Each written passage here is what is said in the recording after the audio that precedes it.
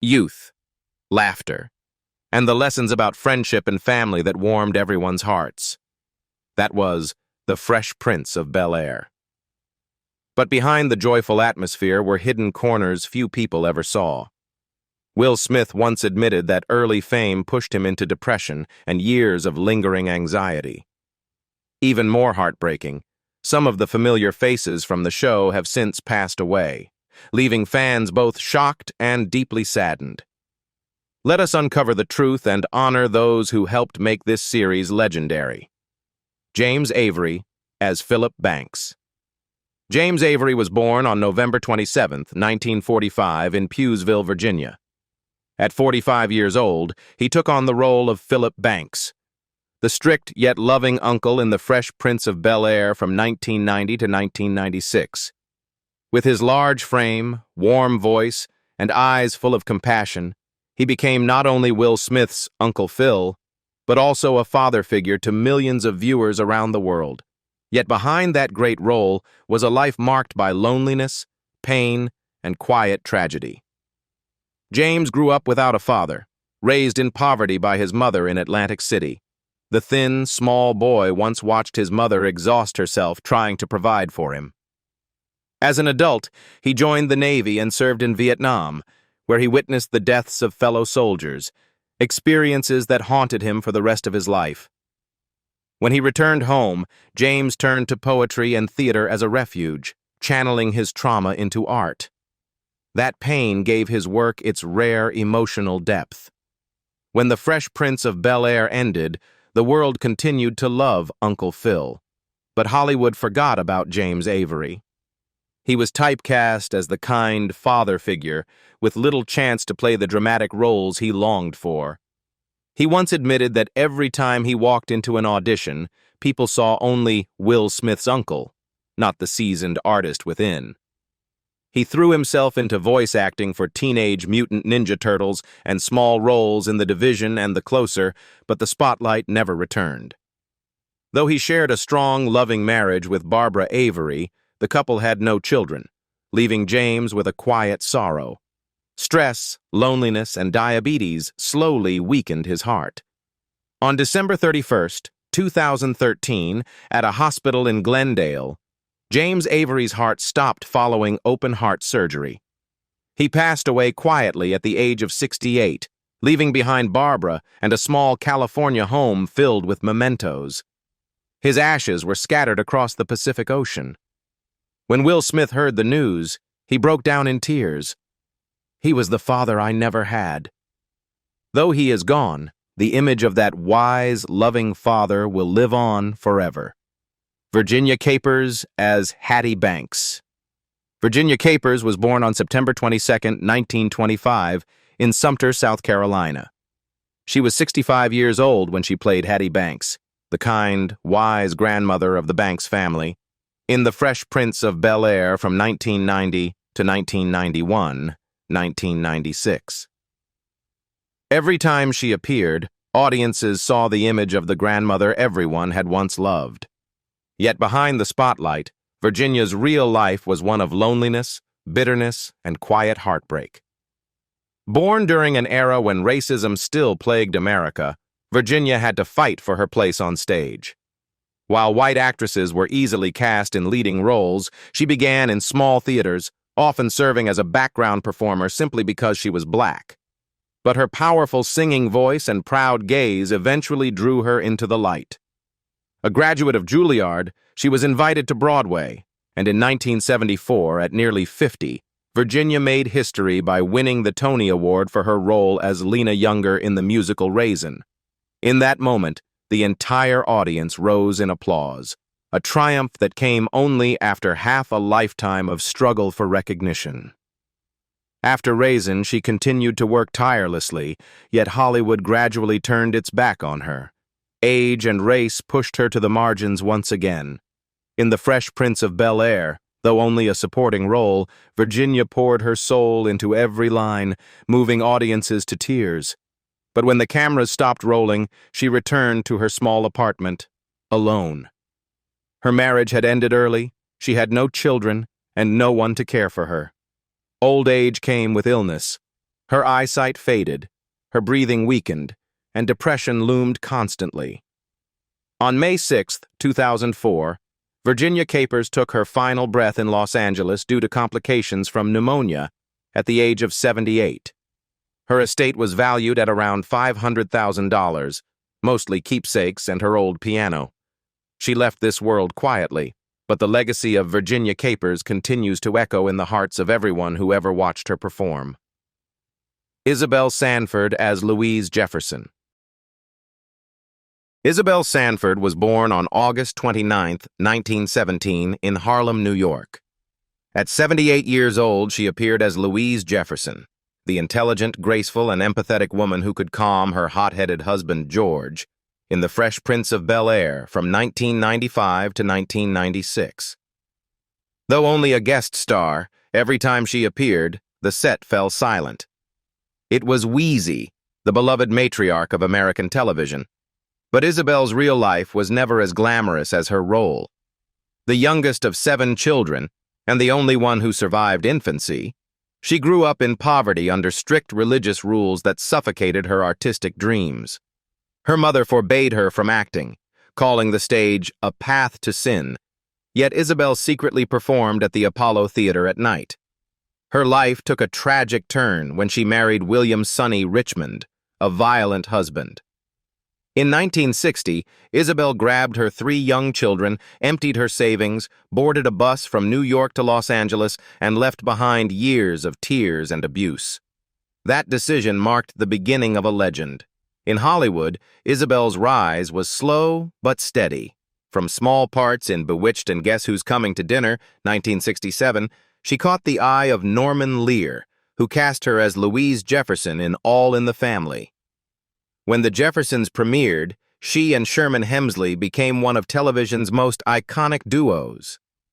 In 1981, Isabelle made history as the first black woman to win the Emmy Award for Outstanding Lead Actress in a comedy series. Yet behind the lights lay exhaustion and heartbreak. As the years passed, she struggled with aging, racism, and the feeling of being forgotten by the very industry she helped to shape. In July 2004, after a long battle with heart disease, Isabelle Sanford passed away in Los Angeles at the age of 86. She was buried at Forest Lawn Memorial Park. Her estate, valued at around $3 million, came mostly from occasional reunions with Sherman and television appearances. Just months before her death, she received a star on the Hollywood Walk of Fame, a late but fitting tribute to the woman who had paved the way for generations of black actors to come. John Amos as Fred Wilkes. John Amos was born on December 27, 1939, in Newark, New Jersey. At 55 years old, he appeared as Fred Wilkes, Lisa's strict, straightforward father who never hesitated to put Will Smith in his place with a single sharp line, in The Fresh Prince of Bel-Air, 1994. His brief appearances were enough for audiences to recognize him instantly as a face of strength, integrity, and paternal love on American television. But behind that firm, commanding gaze was a life of constant struggle between fame and pain. Before becoming an actor, Amos was a professional football player for the Denver Broncos, but an injury ended his sports dreams prematurely. Refusing to give up, he turned to acting and entered Hollywood, where he was rejected dozens of times for being too serious, too black, too real. His big break came when he was cast as James Evans Sr. in Good Times, 1974 to 1979, a poor but determined father who represented millions of working-class black families in America. The show made him famous, but it also broke his heart. When the writers began turning the show into a caricature, Amos protested fiercely and was fired soon after. He left the series in tears, resulting in one of the most heartbreaking scenes in TV history. Florida Evans crying out, "Damn! Damn! Damn!" after learning her husband had died. Amos didn't stop there. In 1977, he made a powerful comeback in Roots, portraying the adult Kunta Kinte, a performance that earned him an Emmy nomination and a place in television history. Yet even success could not mend his personal wounds. His marriage fell apart, relationships with his children strained, and old friends drifted away. In his later years, he continued to appear in Die Hard 2, Coming to America, and The West Wing, but his heart, both figuratively and literally, began to weaken. Heart disease and stress gradually wore him down. On August 21st, 2024, John Amos passed away in California from congestive heart failure at the age of 84. The news left Hollywood in silence. At the time of his death, his net worth was estimated at $2 million, much of it from television royalties. John Amos may be gone, but his image as a strong, loving, and principled father lives on, in film and in the hearts of those who still believe in the power of integrity. Sherman Hemsley as Judge Carl Robertson. Sherman Hemsley was born on February 1, 1938, in Philadelphia, Pennsylvania.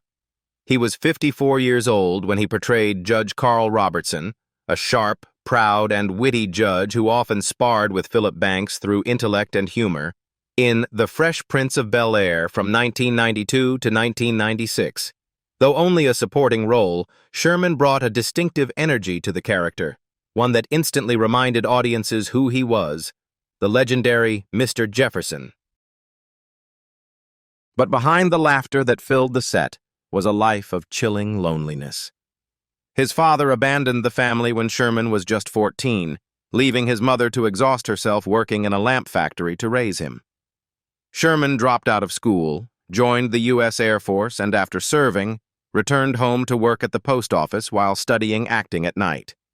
Every evening, he would rush from his shift to his theater class, holding on tightly to his dream of becoming an actor. In 1970, his role in the play Pearlie brought him to Broadway, where Sherman learned to transform pain into laughter. Then came Hollywood. With his iconic role as George Jefferson in The Jeffersons, 1975 to 1985, he became one of the most powerful black faces on American television, earning both Emmy and Golden Globe nominations. Yet that very role became the curse of his career. Every director and producer wanted Mr. Jefferson, not Sherman Hemsley. After The Jeffersons ended, he continued to act, from Amen to Dinosaurs, but was forever trapped in the image of the grumpy, arrogant man. In reality, Sherman was shy, quiet, and avoided the spotlight. He never married, had no children, and lived alone in a small house in El Paso, Texas, where he spent his nights playing jazz records to himself. As age and illness took hold, lung cancer made breathing difficult, and a rare condition, superior vena cava syndrome, left him in constant pain. On July 24, 2012, Sherman Hemsley was found dead in his home at the age of 74. Though he owned about $3 million in assets, there was no joy left to spend even a penny. His death shocked Hollywood, not only because he died alone, but because of the grim aftermath. Relatives, his partner, and his manager fought over his will, leaving his body unburied for nearly 4 months. When he was finally laid to rest, those who loved him gathered in silence, remembering the man who had made America laugh for 40 years, yet whom no one had ever truly known. McCelman as Dr. Baylor. McCelman was born on December 30th, 1932, in Memphis, Tennessee. In The Fresh Prince of Bel-Air, 1992, he portrayed Dr. Baylor, a calm, serious doctor who brought rare moments of depth to the Banks family's world of laughter when he was 60 years old. Though just a guest star, audiences remembered him as a figure from an older generation of actors, subtle, quiet, and profoundly expressive. Yet the road that led him to Hollywood was one filled with hardship. Macon once served as a soldier during the Korean War, returning home with a heavy heart after years of witnessing life and death. He didn't chase fame right away, but started again on the theater stage in his hometown, co-founding the Front Street Theater, which he called the home of lost artistic souls. On Broadway, he made an impression with The Last of Mrs. Lincoln and An Enemy of the People. but it took nearly 40 years before Hollywood took notice. Even then, he became one of those familiar faces few could name, always standing just behind the spotlight that shone on others. From Deliverance, 1972, to Fried Green Tomatoes, 1991, he brought to life small but deeply human characters, people who felt like reflections of real life. Still, his career never broke into stardom. In a noisy, glamorous Hollywood, Macon chose silence. He divorced, had no children, and lived in a small Los Angeles apartment surrounded by old posters and unfinished scripts. Though his net worth was only about $500,000, he never complained. "I'm not famous," he once said, "but I never stopped loving the craft." After suffering a heart attack in 1997, Macon returned to Memphis, closing his life where it had begun. He spent his final years battling illness after a series of strokes that robbed him of his voice, the most precious tool of an actor. On November 29, 2005, he passed away in a small hospital at the age of 72. There was no grand funeral, only a warm memorial at his old theater, where fellow actors stood and read aloud his old lines. A lifelong performer, Macon McCelman departed quietly, but for those who had seen him act, he left something rare behind: authenticity. Richard Roundtree as Dr. Mumford. Richard Roundtree was born on July 9, 1942, in New Rochelle, New York. At 48 years old, he appeared as Dr. Mumford, a suave, insightful, and calm doctor who offered Will Smith valuable lessons about maturity and resilience in The Fresh Prince of Bel-Air, 1990. Though his screen time was brief, his commanding presence and deep voice made him unforgettable to audiences. Before stepping into Hollywood, Richard had been a promising football player, and later became a model for the Ebony Fashion Fair after being discovered for his strong build and confident gaze. Fate intervened when he was cast as John Shaft in Shaft, 1971, a role that changed cinema history. Shaft made him the first black action icon, earning him a Golden Globe nomination and forcing Hollywood to reconsider its treatment of black actors. Yet behind the image of the fearless hero, Richard endured the pain of typecasting and racial discrimination. He was often sidelined from leading roles, trapped in the stereotype of the cool black man, rarely given the chance to explore emotional depth. His personal life was equally turbulent. 2 failed marriages, 5 distant children, and years spent battling breast cancer, a disease rarely seen in men, tested his spirit. When doctors told him he needed a double mastectomy, Roundtree simply smiled and said, "If I live, I'll speak out for others." And he did. He became a public voice for male breast cancer awareness, continuing to act through pain, appearing in Roots, C7N, Being Mary Jane, and Shaft, 2019. On October 24, 2023, Richard Roundtree passed away in Los Angeles from pancreatic cancer at the age of 81. His ashes were interred at Chapel of the Pines Crematory, and hundreds of artists, including Samuel L. Jackson, attended a memorial service at St. Catherine AME Church in New York. They called him the man who paved the way for an entire generation of black performers. When he died, his estate was valued at around $2 million, modest, yet symbolic of the immense cultural legacy he left behind. Zsa Zsa Gabor as Sonia L'Amour. Zsa Zsa Gabor was born on February 6, 1917, in Budapest, Hungary. At 74 years old, she appeared in The Fresh Prince of Bel-Air, 1991, as Sonia L'Amour, an aging but glamorous movie star who embodied the timeless beauty of classic Hollywood. Though her appearance was brief, audiences could never forget her. The sparkling eyes, the regal smile, and the elegant voice of a woman who once made the whole world bow in admiration. Yet behind that dazzling facade was a life filled with complexity, pain, scandal, and a tragic ending that left many in silence. Born into a middle-class Jewish family in Europe, Zsa Zsa grew up amid the chaos of war and prejudice. In her early 20s, she was forced to flee her homeland, escaping the shadow of fascism to find freedom in America. With her stunning beauty and aristocratic charm, Zsa Zsa quickly conquered Hollywood. She appeared in more than 70 films, from Moulin Rouge, 1952, to Lily, 1953, and though she never won an Oscar, she became known as the Queen of Fame. But behind the camera flashes and the diamonds was a lonely soul. Zsa Zsa married 9 times, each union a storm of public attention. From hotel magnate Conrad Hilton to actor George Sanders, then businessmen, aristocrats, and finally Prince Frederick von Anhalt, nearly 30 years her junior. She once quipped, "I am a wonderful housekeeper. Every time I divorce, I keep the house." After The Fresh Prince of Bel-Air, she appeared in The Naked Gun 2.5 and a very Brady sequel, but age and illness gradually pulled her away from the spotlight. In 2002, a devastating car accident left her partially paralyzed, confined to a wheelchair for the rest of her life. The following years brought endless hospitalizations, strokes, infections, and even the amputation of her right leg to save her life. In solitude, she endured the ultimate heartbreak when her only daughter, Francesca Hilton, passed away in 2015, a truth her husband hid from her to spare her further pain.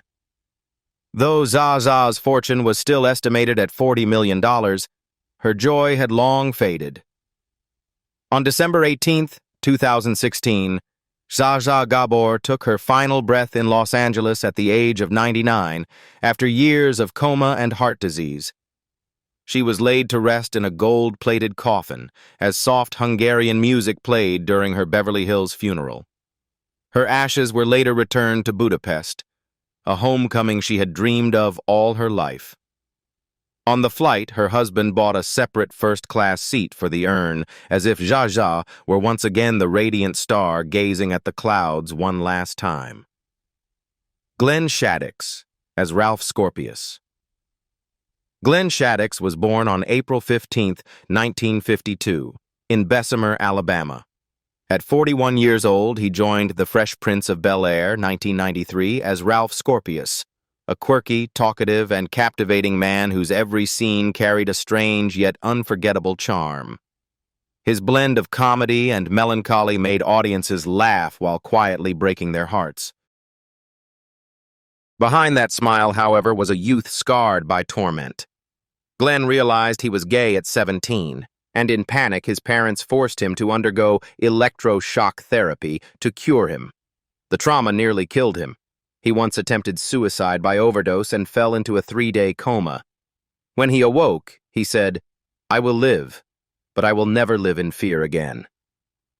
From that moment, Glenn left home for New York, then Hollywood, throwing himself into theater and turning his pain into art. But in the conservative 1980s and 90s, being openly gay in Hollywood meant his career stalled. He was offered only eccentric, bizarre, or comedic roles that caricatured who he was. In 1988, he found fame with his role as Otho in Beetlejuice, becoming one of horror comedy's most memorable figures. Director Tim Burton adored him and later invited him to voice the mayor of Halloween Town in The Nightmare Before Christmas, 1993.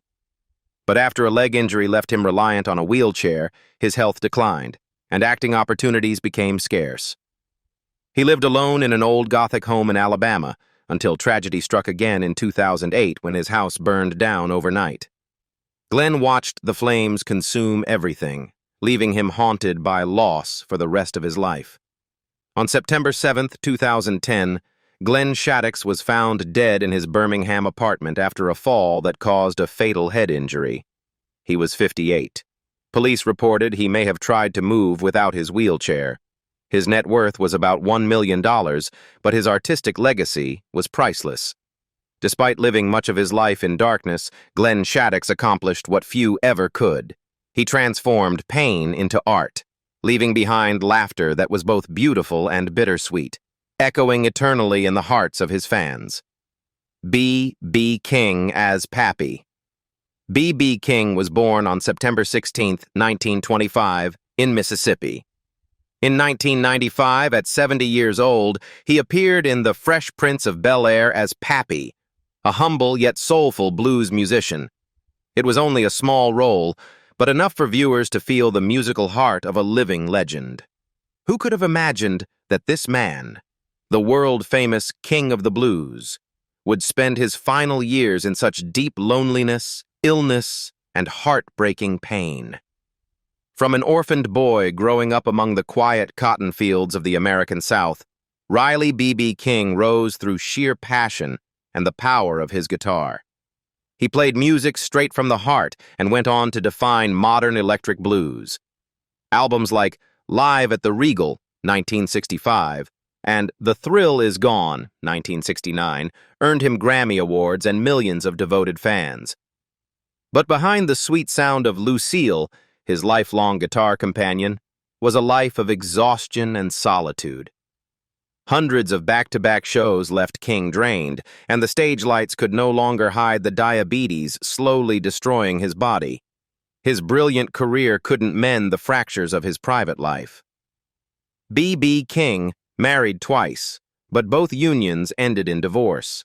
He had 15 children, yet behind the fame came disputes, resentment, and distance. In his later years, he faced financial strain from failed investments and bitter legal battles with his own family. His worsening diabetes led to heart complications and memory loss, as the once towering icon faded quietly into frailty. On May 14, 2015, inside his small home in Las Vegas, B.B. King took his final breath at the age of 89 after years battling Alzheimer's and diabetes complications. He left behind an estimated fortune of $10 million. His beloved guitar, Lucille, was placed beside him, his lifelong companion on his final journey. His funeral was held in Mississippi, where thousands stood weeping beside a coffin draped with the American flag, bidding farewell to the man who carried the sound of the blues across the world. When that guitar fell silent, the world fell silent too, because for B.B. King, every note was more than just music. It was the soul of an entire generation. The laughter of the Fresh Prince of Bel-Air may have faded, but the memories of its stars live on in the hearts of fans around the world. Which of these beloved actors moved you the most? Share your thoughts in the comments, and don't forget to subscribe for more untold stories behind Hollywood's brightest lights.